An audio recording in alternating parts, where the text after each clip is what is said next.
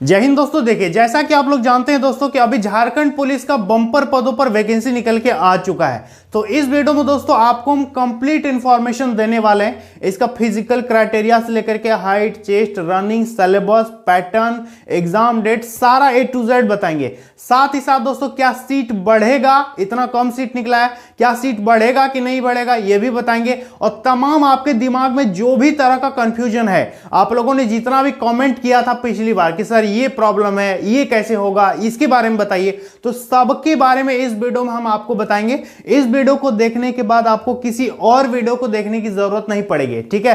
तो यदि आप झारखंड पुलिस अप्लाई करने वाले हो तो आप इस वीडियो को अंत तक जरूर देखिए।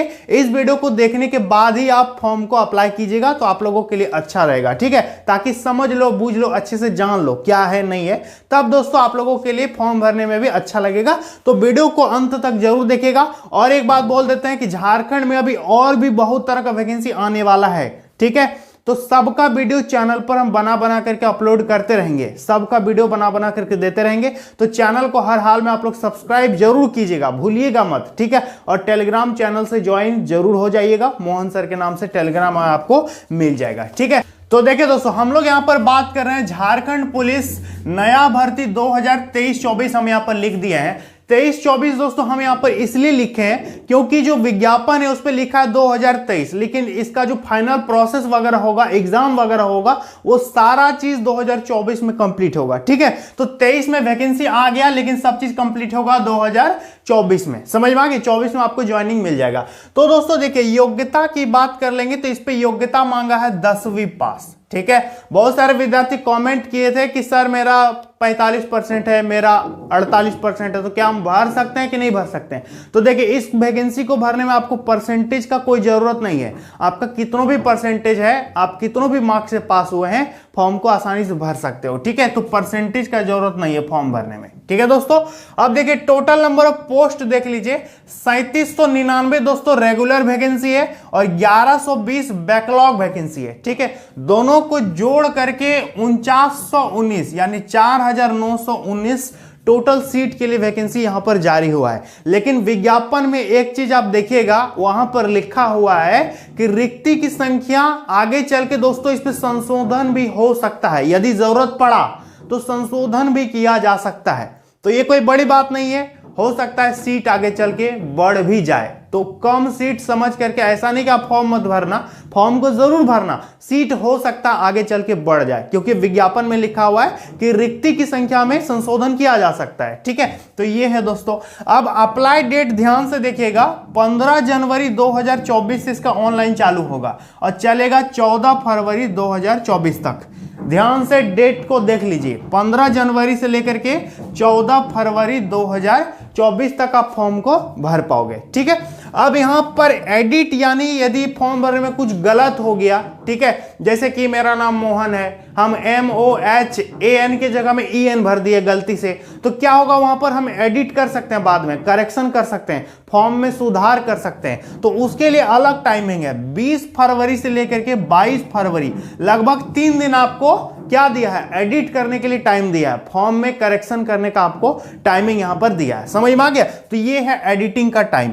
अब जो सबसे बड़ा सवाल आप लोगों का है उम्र को लेकर के कि सर एज के बारे में कुछ बताइए। तो देखिए, एज जो है मिनिमम और मैक्सिमम, सबसे पहले ये जान लीजिए कि उम्र कब से गिनेगा, उम्र कब से काउंट करेगा, क्योंकि जो बहुत सारे विद्यार्थी 4 साल से 5 साल से इंतजार कर रहे हैं, 8 साल से इंतजार कर रहे हैं, बहुतों का एज खत्म हो गया। तो ध्यान से इसको समझिए कि मिनिमम उम्र और मैक्सिमम उम्र कब से काउंट करेगा। तो देखिए, मिनिमम उम्र कितना होना चाहिए, 18 साल, कम से कम 18 साल तक होना चाहिए। तो 18 साल आपका 1 अगस्त 2023 तक हो जाना चाहिए। ध्यान से देख लीजिए, 1 अगस्त 2023 तक आपका उम्र हो जाना चाहिए, समझ में आ गया।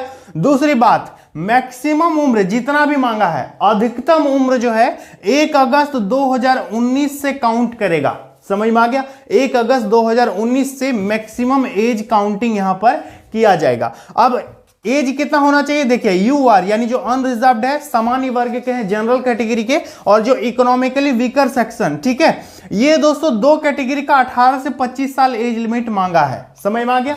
यूआर और ईडब्ल्यूएस का 18 से 25 साल उम्र होना चाहिए। BC1 और BC2 इनका 18 से 27 साल उम्र होना चाहिए। ध्यान से देखिएगा, BC1 BC2 जो विद्यार्थी हैं 18 से 27 साल, उनको 2 साल उम्र में छूट मिलेगा, ठीक है। इसके बाद जो महिलाएं, ध्यान दीजिएगा, यदि आप जनरल कैटेगरी की हैं, BC1 की हैं, BC2 से हैं या ईडब्ल्यूएस से हैं, यदि इन कैटेगरी की यदि आप महिला हैं तो आपका 18 से 28 साल, आपको 3 साल का उम्र में छूट मिलेगा। समझ में आ गया।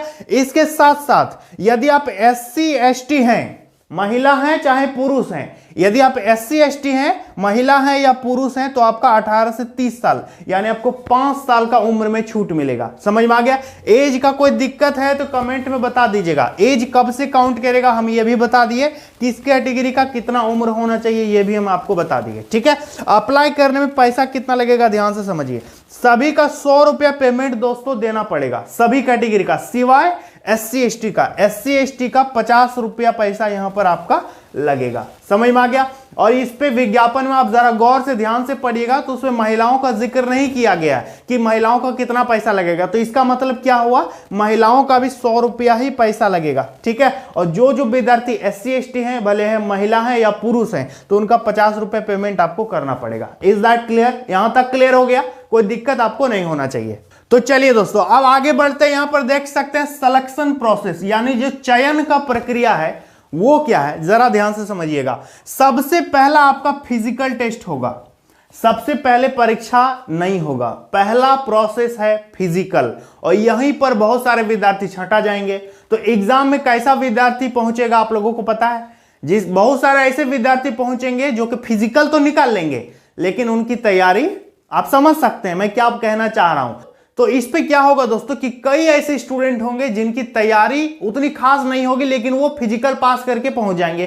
तो यहां पर आपको कट ऑफ में बहुत ज्यादा गिरावट देखने को मिल सकता है, तो आप यहां पर फायदा उठा सकते हो। तो सबसे पहला जो स्टेप है वो है आपका फिजिकल टेस्ट। आपको फिजिकल से गुजरना होगा। आधा बच्चा तो यहीं छटा जाएगा, बाकी पहुंचेगा आधा एग्जाम में। तो पहले फिजिकल होगा, उसके बाद मेडिकल होगा। यहां भी स्टूडेंट छटा जाएंगे बहुत सारे।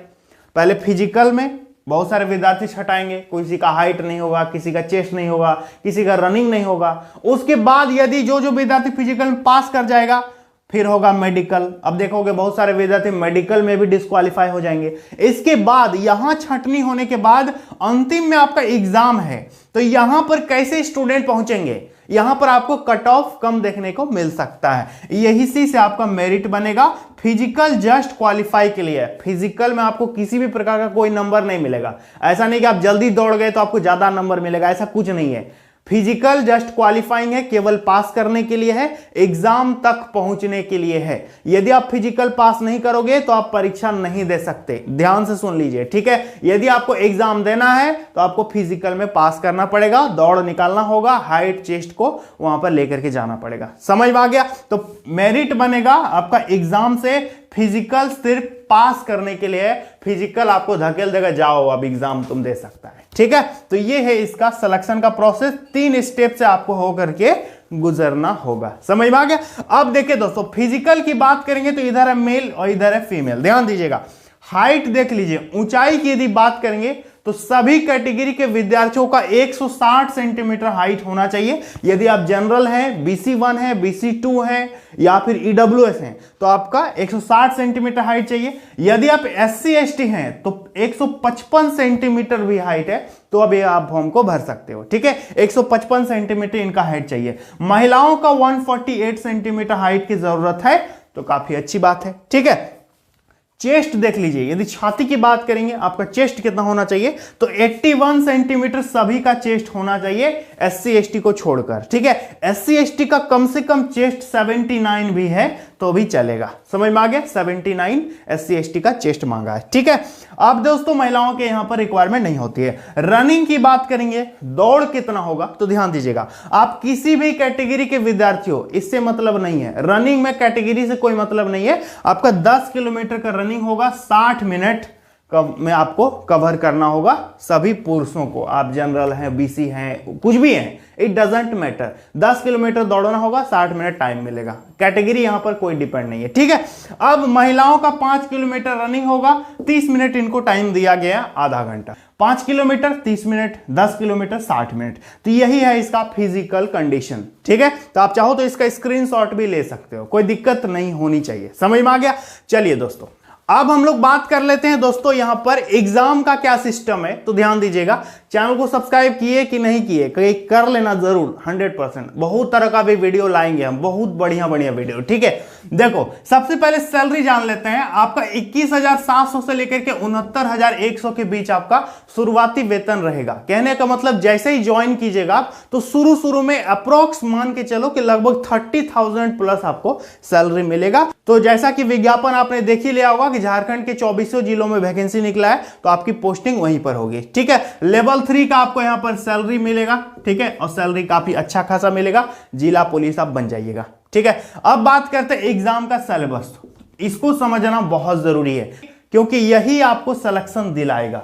ये तो बस एग्जाम तक पहुंचा देगा, इसके बाद इससे कोई मतलब नहीं है। लेकिन जो मेरिट बनेगा, जो कट ऑफ बनेगा, वो किससे बनेगा? वो बनेगा आपका एग्जाम के सिलेबस से। देखिए, एग्जाम का जो सिलेबस है, इस पे 2 पेपर है, पेपर 1 और पेपर 2।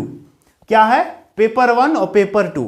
पेपर 1 जो है यह आपका क्षेत्रीय भाषा है, जिसको बोलते हैं रीजनल लैंग्वेज, ठीक है। और पेपर 2 जो है ये है जीएस पेपर, ठीक है, जनरल स्टडीज का पेपर है। इस पे क्या होगा दोस्तों, पेपर 1 और पेपर 2 दोनों को जोड़ करके फाइनल मेरिट बनाएगा। समझ में आ गया? देखिए, क्षेत्रीय भाषा जो है, इस पे आप लोगों को पता ही होगा कि कितना क्षेत्रीय भाषा है। जैसे कि संथाली है, आपका बांग्ला है, उर्दू है, खोट्टा है, नागपुरी है, पंच परगनिया है ना। इस तरह से बहुत तरह का भाषा है। उसी में से किसी एक ठो को आपको चुनना पड़ेगा। सब विद्यार्थी का अलग अलग अपना अपना चुनेगा। हम संथाली चुन लेंगे, आप खोट्टा चुन लीजिए, ये बांग्ला चुन लेगा।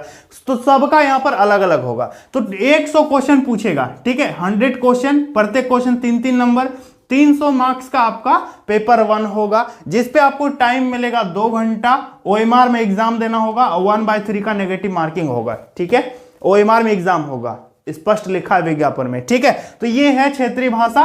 100 क्वेश्चन, 300 नंबर, 2 घंटे टाइम, 1/3 का माइनस मार्किंग। यहां तक दिक्कत नहीं होना चाहिए। अब बात करेंगे पेपर 2, जो कि जीएस पेपर है। ध्यान दीजिएगा, जीएस पेपर में क्या होगा दोस्तों, आपका 100 क्वेश्चन पूछेगा, प्रत्येक क्वेश्चन 3-3 नंबर, 300 मार्क्स हो गया, ठीक है। 2 घंटा इस पे भी टाइम मिलेगा, 1/3 का इस पे भी माइनस मार्किंग है। लेकिन ये जो पेपर 2 है, ये 2 भाग में है, भाग 1 और भाग 2। भाग 1 क्या है दोस्तों? भाग 1 में आपका हिंदी है, 50 क्वेश्चन हिंदी से पूछेगा अकेले।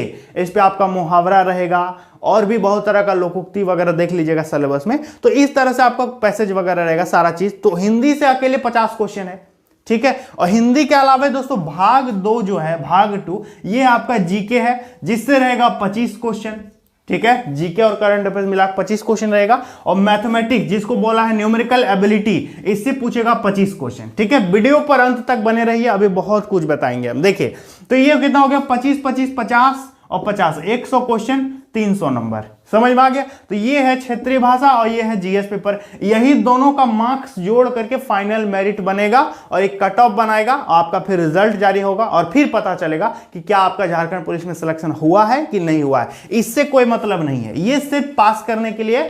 Physical is only just for qualifying. तो यदि आपको झारखंड पुलिस निकालना है तो फिजिकल तो पास करना पड़ेगा, साथ ही साथ एग्जाम में भी फोकस करना है। बिना एग्जाम में अच्छा परफॉर्मेंस किए आप वहां पर सिलेक्शन नहीं ले सकते, ठीक है। तो ये है दोस्तों इसका पैटर्न और ये है इसका फिजिकल क्राइटेरिया, ये है इसका इंपॉर्टेंट डेट्स, ये है एज लिमिट, ये है अप्लाई करने में पैसा।